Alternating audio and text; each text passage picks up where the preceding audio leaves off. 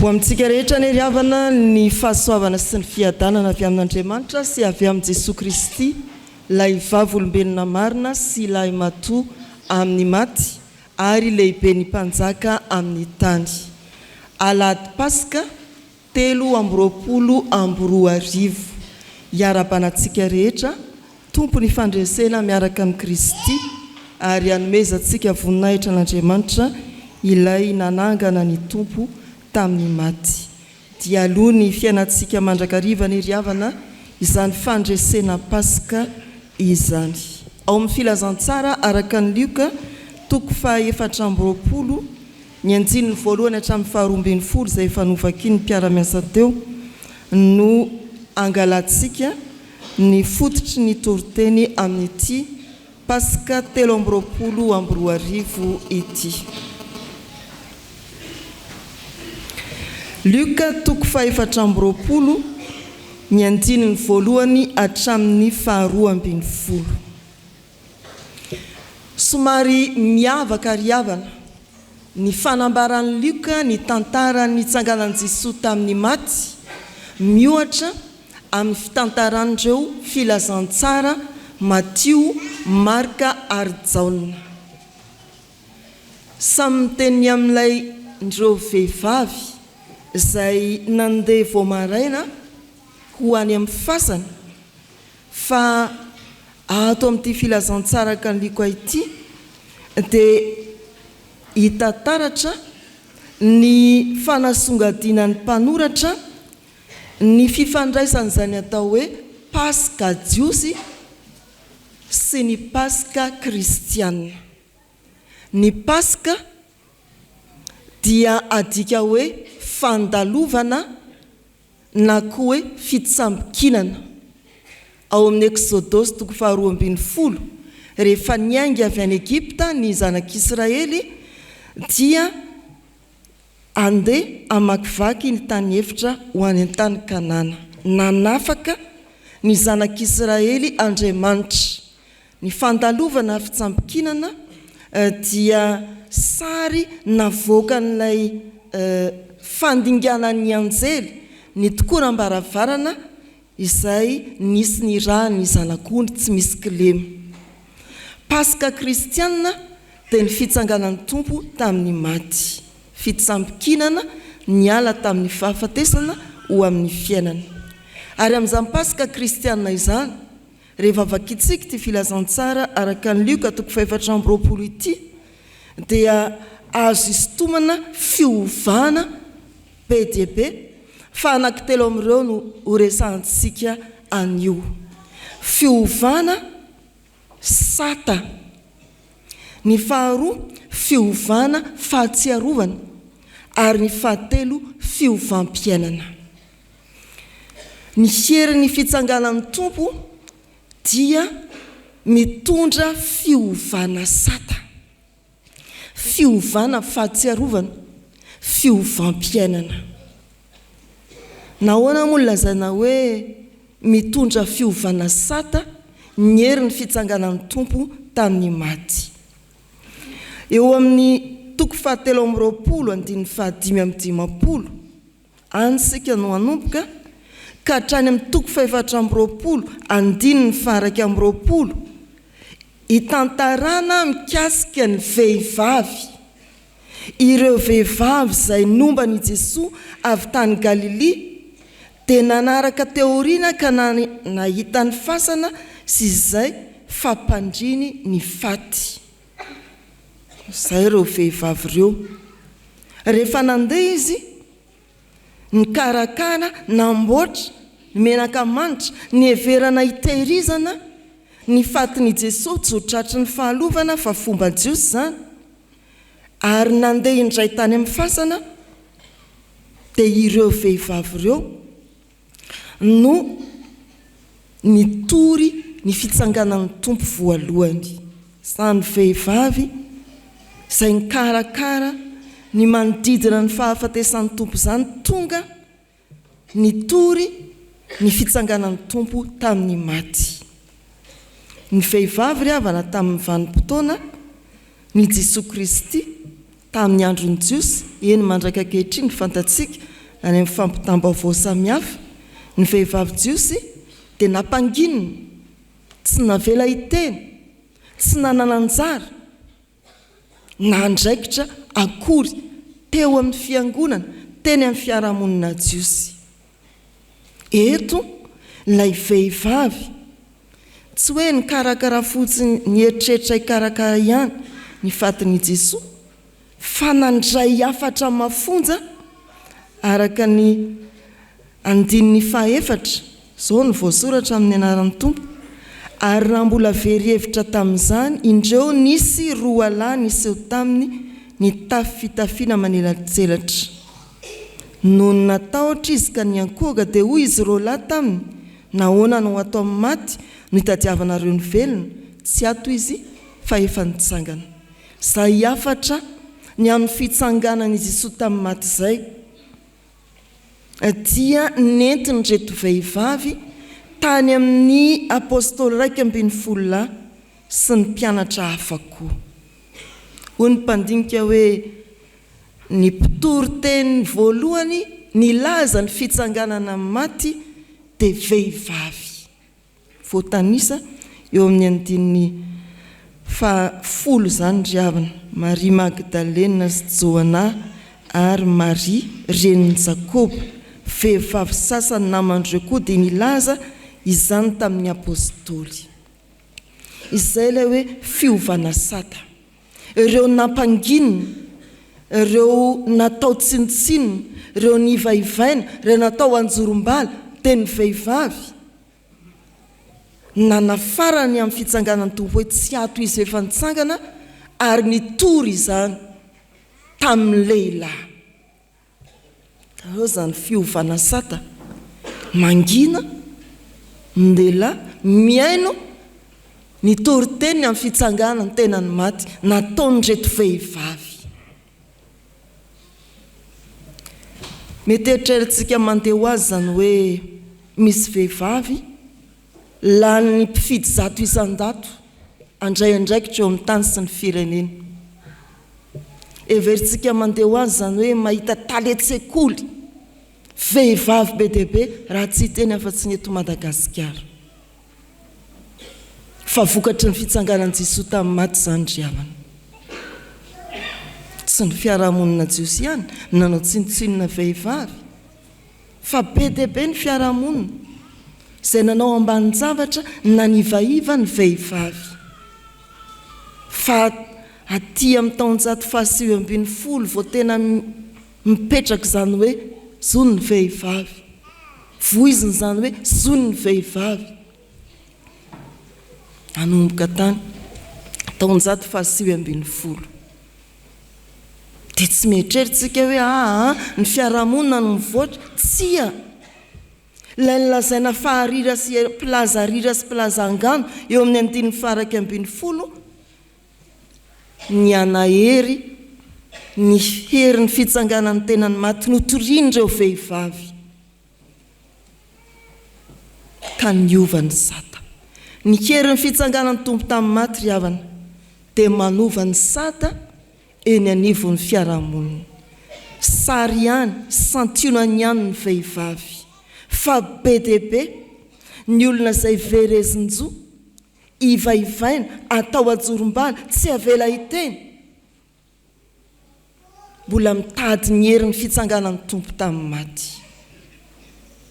Mety mbola mitrango zany any amin'ny tokantrano misy atsika, manginy ianao fa za tompony teny farany. Mety mitrango zany amin'ny sehitry ny fiarahamonina samihafa, fa ny hery ny fitsanganan'ny Tompo tamin'ny maty dia mitondra fiovana sata eny amin'ny fiarahamonina. Santionan'ny vehivavy. Mety mampalahelo antsika ny mahita hoe raha ity misy olona manan-kilema ary ity misy olona tomombana tsara, samy manana mari-pahaizana antonony ny andraikitra anankiray, izy amin'ireo ny ray sy ny mpampiasa na tsy manan-kilema. Fa ny hery ny fitsanganan'ny Tompo amin'ny maty dia manangana na iza ajoro amin'ny andraikitra tandrify azy aty amin'ny fiangonana. So mbola tsy tsy mahatsiaro tompona andraikitra ianao. Aty amin'ny fiangonana sao dia ianao mihitsy ny manilika ny tenanao. Za tsy izy. Za tsy hitory an'izany fitsanganan'ny tenany maty zany. Aty amin'ny fiangonana sao isika koa ny manilika ny hafa, tsy ho tompona andraikitra. Ny herin'ny fitsanganan'ny tompo amin'ny maty dia mampijoro ny olona tsirairay ho tompona andraikitra eo amin'ny tenany, eo amin'ny fiangonana, eny amin'ny fiarahamonina. Ho kristianina, miaina ny herin'ny fitsanganan'ny tompo tamin'ny maty ianao, ka hatsiaro ho tompona andraikitra amin'ny fotoana rehetra, amin'ny toerana rehetra. Fa ny herin'ny fitsanganan'ny tompo amin'ny maty koa dia milaza fiovana fahatsiarovana. Magaga ry havana fa amin'ny teny fototra, ny teny hoe fasana sy fahatsiarovana dia mitovy. Ny fasana dia midika hoe fahatsiarovana amin'ny teny fototra, ary mitovy io voambolan'io ny andininy fa voalohany milaza hoe fasana, ny fahaenina sy fahavalo miteny hoe tsarovy ny teny izay nataony, sy ny fahavalo hoe dia nahatsiaro ny teniny izy. Voambola mitovy fa miteraka zavatra samihafa. Tamin'ny voalohany ireto vehivavy dia nakeny amin'ny fasana fahatsiarovana tsy izy, manohitra tanteraka ny tenin'Andriamanitra, miaro ny faty tsy hody vovoka. Soratra masina manao hoe vovoka ianao ka hiverina amin'ny vovoka indray. Aretsy ny fombafomba. Nao aloha nao menaka manitra karakaraina tsara mba tsy ho tonga amin'ny fahalovana. Ndeha hamangy fasana indray. Iza mamangy fasana mamatonalina vao maraina. Dia izay eritreretinao any na nenitona tatato. Zany koa nga manovan'ilay hoe tonton tantinina fa tsy atao nenitotsony. Ry havana malala rehetra amin'ny tompo. Ny herin'ny fitsanganan'ny tompo tamin'ny maty dia tena manova an'izany fahatsiarovana tsy araka ny sitrapon'Andriamanitra zany. Ny fiodikodonana eo amin'ny fasana, eo amin'ny fahafatesana. Efa migadona ny fotoana nodimandry, ary indrindra ny nandevenana, ny andro nandevenana, mierina. Ery taona tahaka izao no naleviny raha tompoko lahy, dia maninona? Raha mba teo mantsy rainareo, dia maninona? Raha mba teo mantsy reninareo, raha mbola teo zao ilay zokonareo, zandrinareo, fahatsiarovana miodikodina tahaka izany. Adintsika ny fahatsiarovana ny tenin'Andriamanitra, izay manala antsika amin'ny endriky ny fahafatesana. Ny fahatsiarovana manodidina ny fahafatesana mampamolivolo ny fo ary mametraka antsika ny herin'ny fitsanganan'ny tompo tamin'ny maty. Mbola betsaka ry havana ny milalao fahatsiarovana manodidina ny fahafatesana. Zany fandaniam-bola an-gazety ta hoe fahatsiarovana ny tamin'ny taona zao. Misy zany any amin'ny tambajotra sosialy, averina seho kely olo ny sary ny anina. Zany hoe endrik'ilay nataon'ny vehivavy tamin'ny andron'i Jesoa, laloviny eo manodidina ny fahafatesana. Efa nitezay indray aman-dreny sika filohan'ny hevintsika hoe mazamba manao an'ity le hoe mandrea-piadanana ripiripy ity. Efa feno ripy kristianina ao anatin'ny fodimandry ny olona anankiray izay ambara fanodimandry. Mbola endriky ny vehivavy tondra menaka manitra ahositra ny Jesoa zany. Mitovy zany. Dia tsy hanao hoe ripy? Ie, tsy manao hoe ripy fa ny velona no ampaherezina. Mahereza ao amin'ny tompo. Raha tsy nitsangana tamin'ny maty Kristy dia foana ny toriteninay. Nga hitany intsony ny soratra hoe ripy. Sa ianao mieritreritra fa hitan'ilay olona maty iny hoe ripy?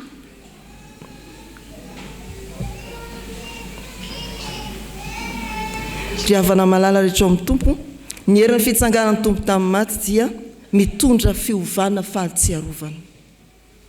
Tsy ny fahatsiarovana manodidina ny fahafatesana intsony tahaka ny nitranga tamin'ireto vehivavy, fa mampitodika fahatsiarovana ny tenin'Andriamanitra, ny teny izay nolazainy Kristy, ny teny manambara ny fitsanganana amin'ny maty. Zatra loatra isika ry havana, mifantoka amin'ny fahafatesana ary tsy mahabanjina ny fahavelomana mandrakizay.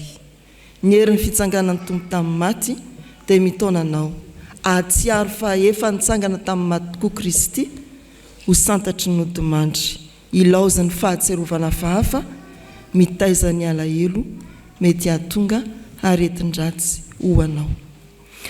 Ny fahatelo dia fiovam-piainana. Fiovam-piainana, rehefa mamaky ny perikopatesika, Luka 4:20, ndiny voalohany hatramin'ny 12, dia misy fiovana be dia be hitantsika voalaza eo. Tena eo amin'ny 5 moa dia hoe niverina niala tamin'ny fasana izy, fiovana zany. Rehefa natsiaro ny tenin'Andriamanitra izy dia niverina niala tamin'ny fasana.